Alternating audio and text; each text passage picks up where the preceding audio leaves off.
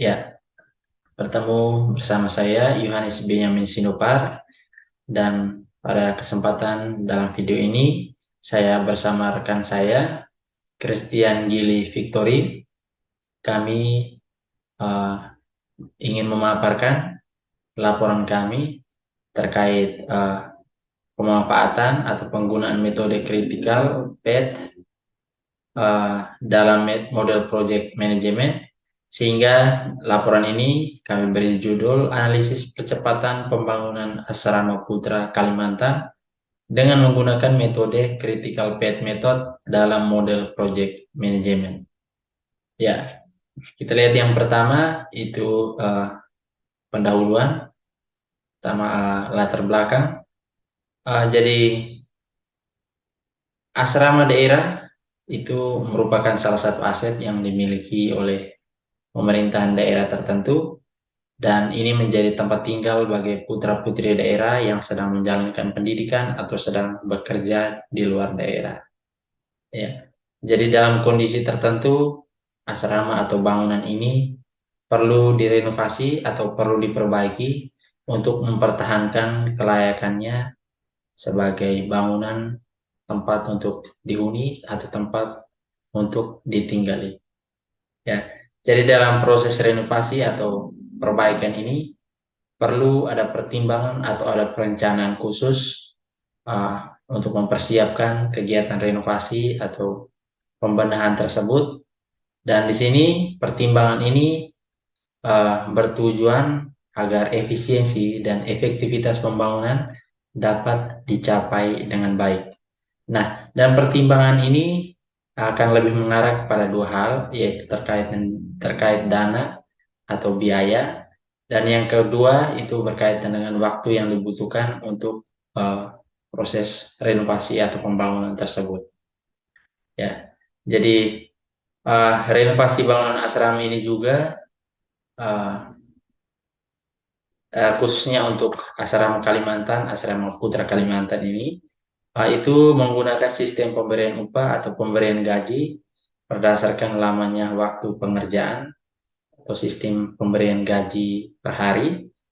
Dan karena itu, untuk dapat memanfaatkan dana yang ada secara baik, yakni untuk memenuhi segala kebutuhan renovasi, maka lama waktu pengerjaan harus dianalisis secara baik untuk ditemukan waktu di mana pekerjaan tersebut harusnya sudah diselesaikan. Nah, namun terlepas dari semuanya ini, analisis ini juga perlu dilakukan untuk melihat atau mempertimbangkan fakta-fakta tertentu yang juga mungkin muncul atau timbul selama proses pembangunan atau berlangsungnya renovasi. Yang berikut kita melihat tujuan dan manfaat. Nah, jadi tujuan dari pembuatan laporan ini, termasuk pembuatan video ini, yaitu untuk memenuhi tugas dalam mata kuliah riset operasi. Dan selain itu juga kami bersama menyadari bahwa pelaksanaan kegiatan sekaligus penulisan laporan ini itu bisa memberikan manfaat yang besar. Ya, jadi manfaat ini lebih mengarah kepada materi yang kami tulis, yaitu di mana kami belajar tentang ilmu dalam pembangunan atau renovasi suatu bangunan atau gedung agar menjadi lebih efektif dan efisien, yakni dengan menghemat waktu dan biaya tanpa harus mengurangi kualitas bangunan tersebut. Nah, karena itu data-data yang dikumpulkan, yaitu data-data yang kami kumpulkan ini, kami peroleh melalui pengamatan atau wawancara langsung di lapangan, ya, sehingga merupakan data-data yang real.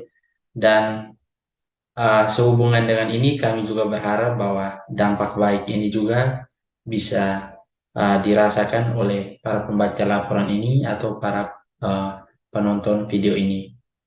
Ya. Selanjutnya kita lihat kajian pustaka. Pertama ada pengelolaan proyek.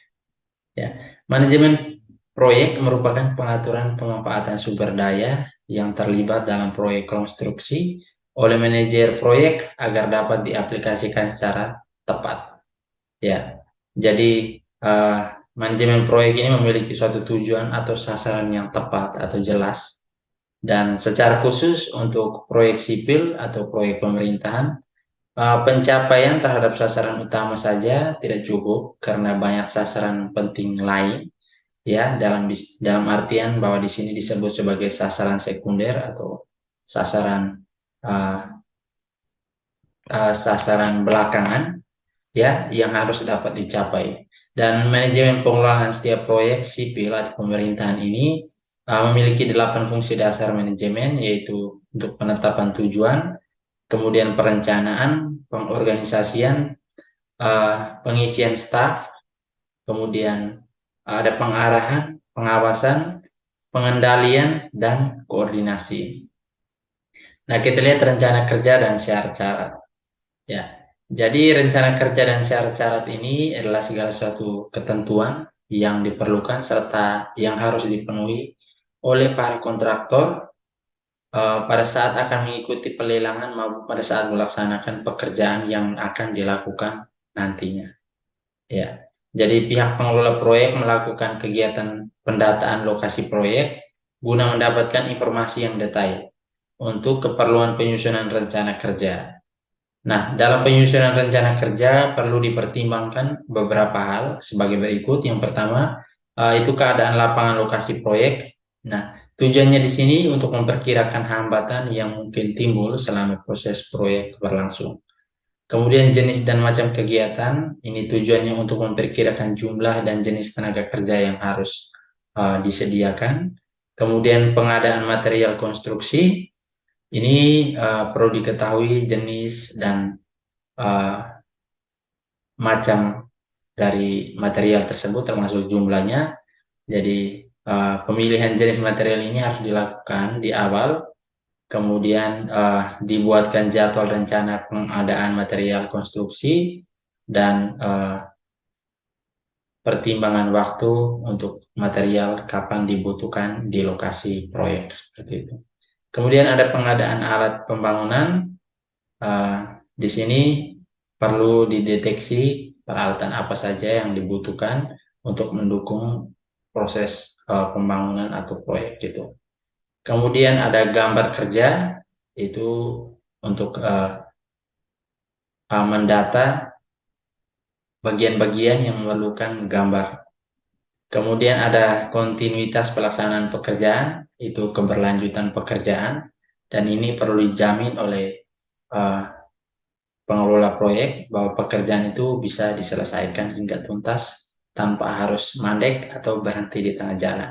Dan manfaat dari penyusunan rencana kerja ini yaitu itu sebagai alat koordinasi bagi pemimpin, kemudian sebagai pedoman kerja para pelaksana, kemudian sebagai penilaian kemajuan pekerjaan, dan yang terakhir itu sebagai evaluasi pekerjaan untuk menentukan rencana selanjutnya. Kita lihat selanjutnya adalah rencana anggaran biaya. Perencanaan menjadi bagian terpenting untuk mencapai keberhasilan suatu proyek. Nah, di sini pengaruh perencanaan terhadap proyek konstruksi akan berdampak pada pendapatan dalam proyek itu sendiri.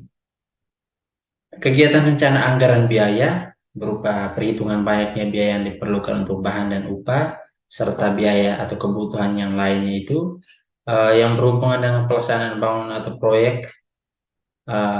Dan perhitungan ini terlebih dahulu mempelajari gambar-gambar, rencana, dan spesifikasinya. Nah, jadi perhitungan sebelum itu dilakukan, perlu dipelajari dulu gambar-gambarnya sehingga bagaimana bisa dilihat kebutuhan apa saja yang diperlukan dan hal-hal lain yang menyangkut proyek itu. Nah, dalam melakukan kegiatan RAB atau rencana anggaran biaya, nah, orang yang melakukan perancangan biaya ini harus memahami secara betul proses konstruksi secara menyeluruh, termasuk jenis dan kebutuhan alat, dan karena faktor tersebut dapat mempengaruhi biaya konstruksi. Nah, selain faktor-faktor di atas, terdapat faktor lain yang sedikit banyak ikut memberi kontribusi dalam pembuatan perkiraan biaya. itu produktivitas tenaga kerja, kemudian ketersediaan material, ketersediaan peralatan, kemudian faktor cuaca, jenis kontrak, masalah kualitas, etika, ya, ini berkaitan dengan etika para pekerja, kemudian sistem pengendalian, dan yang terakhir itu kemampuan manajemen. Yang ketiga itu ada rencana pelaksanaan. Nah, rencana pelaksanaan ini dapat berupa network planning atau NBP, yaitu sebuah jadwal kegiatan pekerjaan dalam bentuk diagram network, sehingga dapat diketahui pada area mana pekerjaan yang termasuk ke dalam lintasan kritis dan harus diutamakan pelaksanaannya.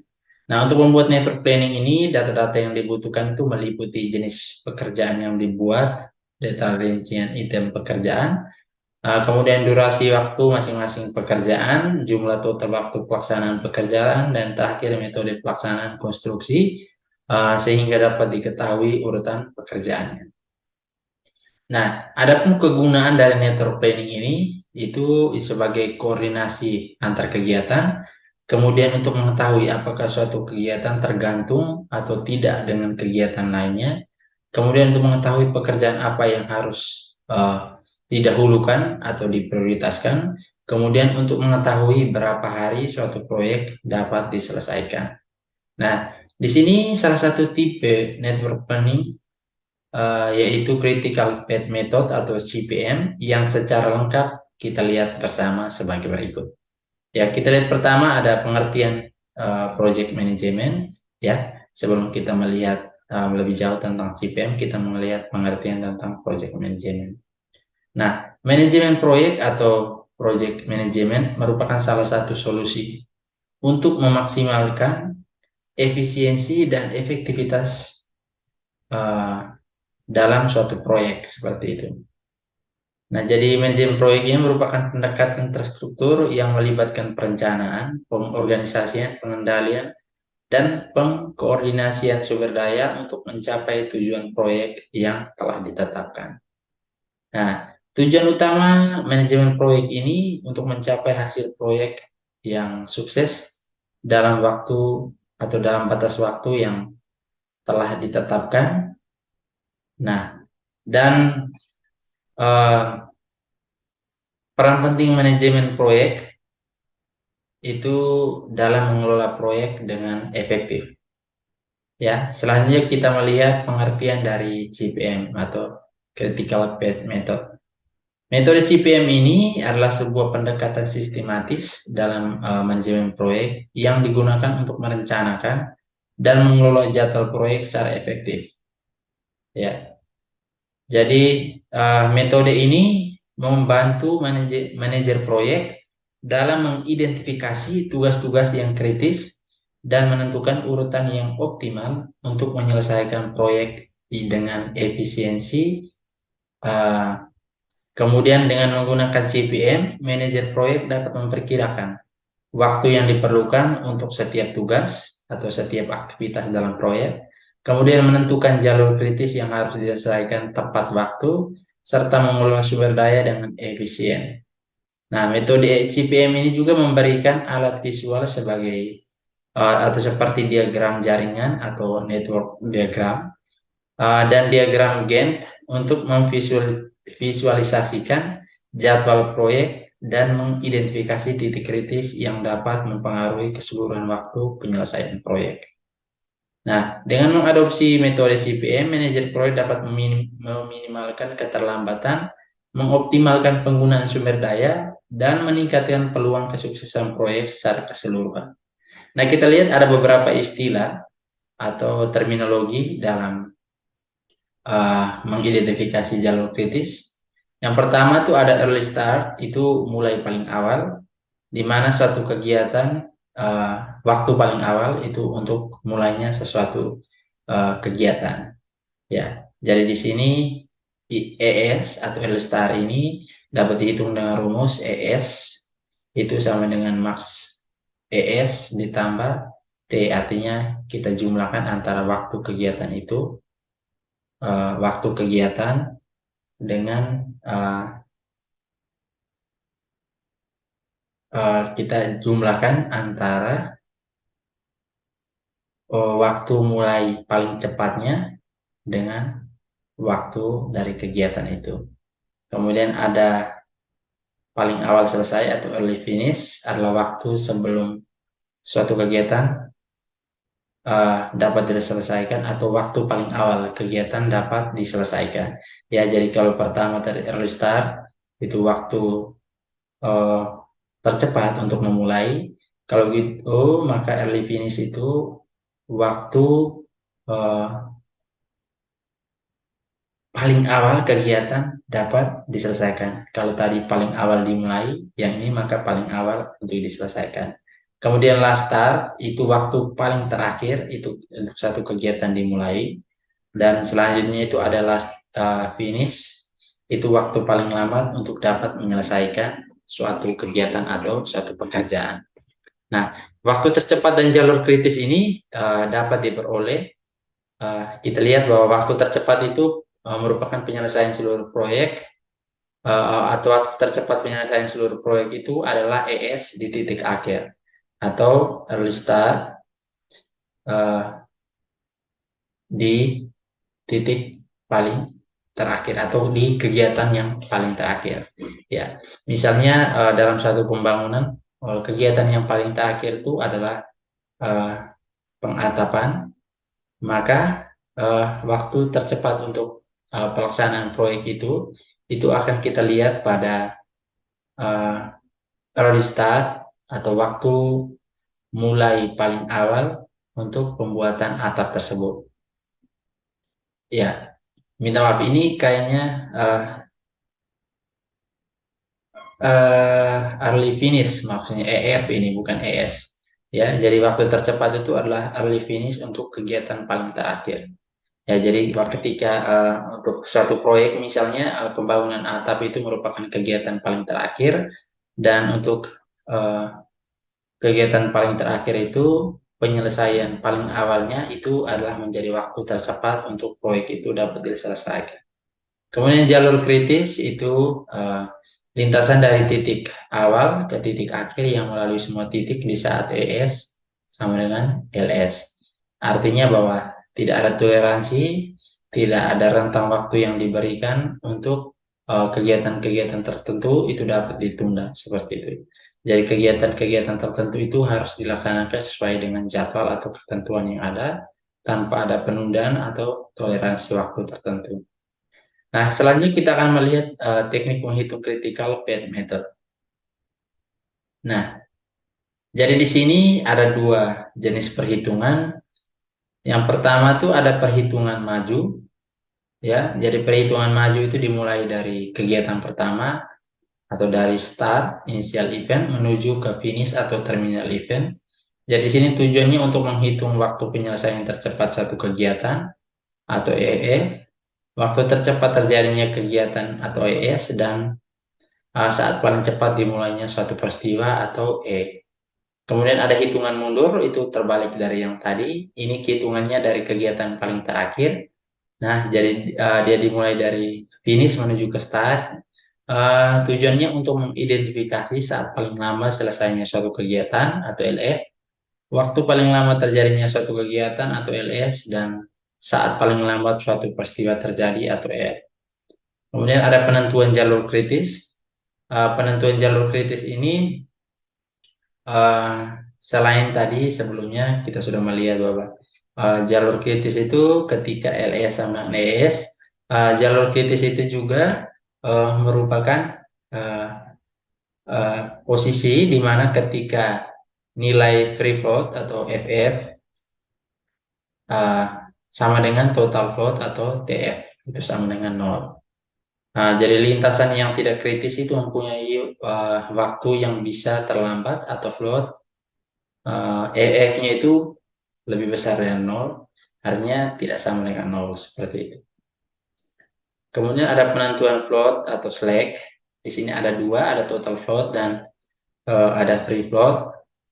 Ada untuk total float itu waktu untuk penundaan atau waktu terlambat yang terdapat pada suatu kegiatan tanpa mempengaruhi terlambatnya proyek secara keseluruhan. Ya. Dan untuk free fall sendiri itu penundaan waktu untuk bisa terlambat eh, atau diperlambatkan kegiatan tersebut tanpa mengaruhi dimulainya kegiatan yang langsung mengikuti. Jadi kalau total vote untuk mempengaruhi tanpa mempengaruhi seluruh kegiatan, kemudian free fall itu tanpa mempengaruhi kegiatan yang langsung mengikutinya atau kegiatan yang setelah kegiatan itu. Ya, jadi eh, hanya itu berkaitan dengan kajian eh, kajian teorinya. Selanjutnya eh, kita akan melihat secara lebih jauh atau secara lebih khusus berkaitan dengan eh, data secara khusus untuk pembangunan Asrama Putra Kalimantan ini. Kita lanjutkan dengan deskripsi data dan untuk analisis data yang akan dilanjutkan oleh Christian. Ya, dari saya sekian. Terima kasih.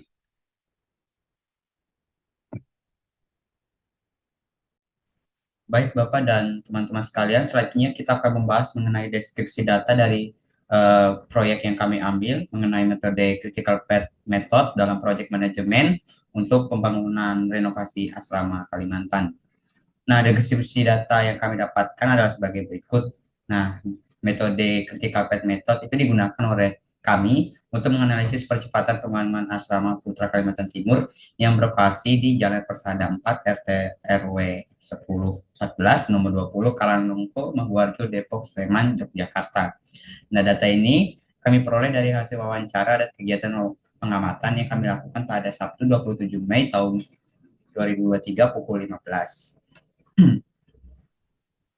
Nah, kegiatan ini dilakukan karena sudah disesuaikan dengan waktu yang disetujui oleh dari kedua dua pihak.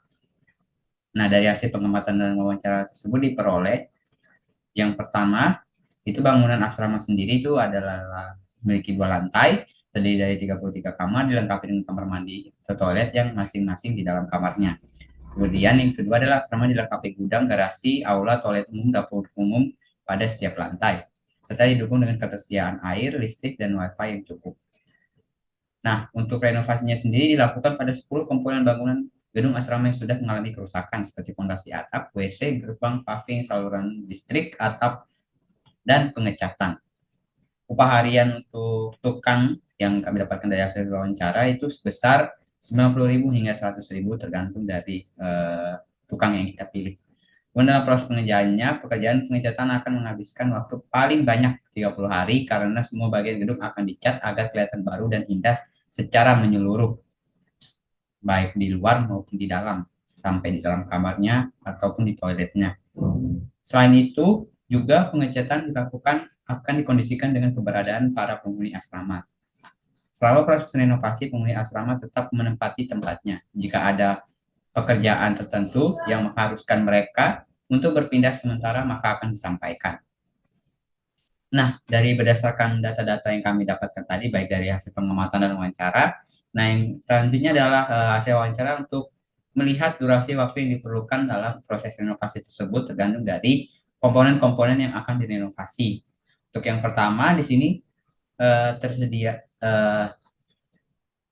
terlihat sebuah tabel satu, yaitu bukan hasil wawancara untuk renovasi bangunan, di mana tabel ini menunjukkan bahwa setiap komponen yang akan direnovasi ini membutuhkan waktu dan syarat apa saja yang untuk menyelesaikan renovasi tersebut. Untuk kegiatan yang pertama sendiri, kegiatan A, yaitu pekerjaan memperbaiki fondasi atap dengan persyaratnya tidak ada, dengan durasi waktu perbaikan selama 5 hari. Kemudian yang B itu ada WC, dengan persyaratnya tidak ada itu 14 hari. Kemudian gerbang itu tidak ada dengan durasi 3 hari. Kemudian paving itu persyaratnya tidak ada, itu durasinya 3 hari.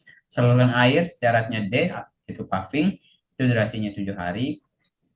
Kemudian yang F itu listrik, persyaratnya adalah fondasi atap dan WC, itu durasinya 5 hari. Atap itu persyaratnya A, fondasi atap dengan durasi waktu 14 hari. Kemudian pintu itu WC dan saluran air itu 14 hari. Kemudian pengecetan itu syaratnya ada di gerbang, listrik, atap, dan pintu. Itu membutuhkan waktu yang paling lama seperti yang dikatakan di atas tadi, yaitu 30 hari. Kemudian analisis data dan pembahasan. Nah, Bapak dan teman-teman semua di sini, analisis yang kami lakukan di sini menggunakan aplikasi POMQM. Nah, dari hasil wawancara dan analisis data yang telah dilakukan menggunakan aplikasi POMQM adalah sebagai berikut. Pertama, jenis data yang digunakan adalah single time estimate. Artinya, seperti yang kita di tabel tadi, itu waktunya itu hanya tunggal, yaitu satu kali pengerjaan yang dihitung berapa durasi yang diperlukan dalam pengerjaan tersebut. Kemudian metode yang digunakan dalam menyelesaikan masalah efisiensi dan efektivitas renovasi bangunan asrama putra daerah Kalimantan adalah critical path method, sama seperti yang dijelaskan di awal tadi. Nah, Bapak Arif dan teman-teman, berdasarkan data-data yang sudah dikumpulkan dan dianalisis, ada beberapa hal yang ditemukan. Yang pertama adalah bentuk graf dari tabel 1, yaitu sebagai berikut. Pak Arif dan teman-teman dapat melihat grafnya seperti ini, di mana yang Bapak Arif dan teman-teman dapat lihat di sini ada A, B, C, D, E, F, G, H sampai I dengan arah-arah panah ini menunjukkan persyarat untuk pekerjaan yang sebelumnya tadi. Contohnya itu kan tadi persyaratnya adalah kegiatan D, yaitu kegiatan kalau tidak salah tadi paving. Nah, seperti itu. Dari data yang diproses dalam POMQM juga diperoleh hasil sebagai berikut, di mana dapat dilihat di sini untuk pekerjaan yang disusun baik dari kegiatan A hingga I, terdapat jalur-jalur kritis yang diberi font berwarna merah pada gambar yang tadi tunjuk di sini, yaitu ada pekerjaan B yang mewakili renovasi WC, pekerjaan A yang mewakili renovasi pintu, dan pekerjaan I yang merupakan renovasi atau pengecatan. Nah, artinya untuk tugas BHI merupakan kegiatan yang tidak boleh ditunda pengerjaannya dengan total waktu pengerjaan maksimal 8 hari. Nah, di sini kita dapat melihat activity time atau proyeknya ini di sini project 58. Artinya waktu yang diperlukan dalam pengerjaan pada jalur krisis ini totalnya ada 58 hari.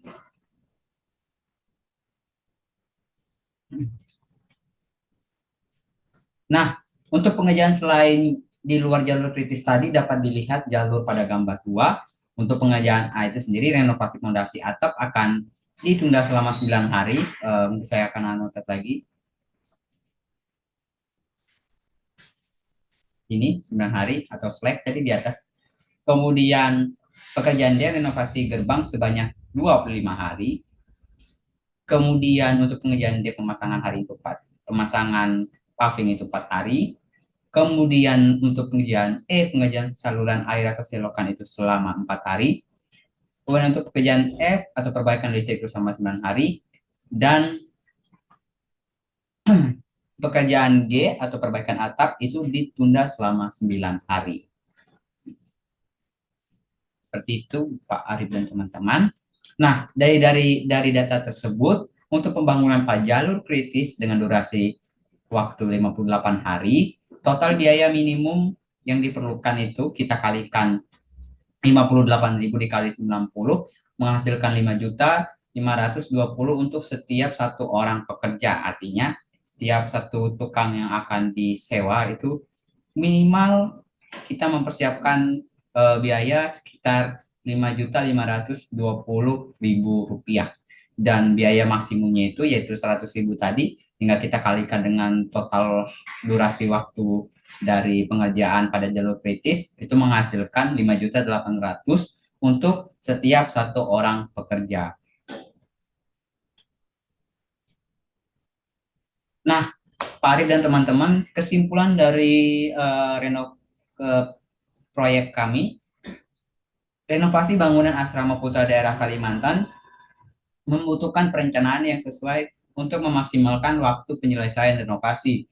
Dari hasil penelitian yang didapatkan bahwa Dari 10 kegiatan pekerjaan terdapat jalur-jalur kritis yang diberi font merah, yaitu pekerjaan B yang mewakili renovasi WC, pekerjaan H yang mewakili renovasi pintu, dan pekerjaan I yang mewakili renovasi pengecatan bangunan. Artinya, untuk tugas BHI merupakan kegiatan yang tidak boleh ditunda pengerjaannya dengan total waktu pengerjaan maksimal 58 hari. Dengan biaya yang diperlukan berkisar dari 5.520.000 hingga 5.800.000 rupiah untuk setiap orang pekerja. Nah, untuk daftar pustaka yang kami bagikan sebagai acuan proyek kami, Arif dan teman-teman dapat, mohon maaf, Arif dan teman-teman dapat melihat. Kemudian ini adalah lampiran, yaitu foto-foto bangunan asrama yang, mohon maaf, yang akan direnovasi, kemudian titik-titik yang diperbaiki, ini paving, kemudian fondasi atap, kemudian ini saluran, ini atap yang retak, ada segala macam. Jadi baik, terima kasih untuk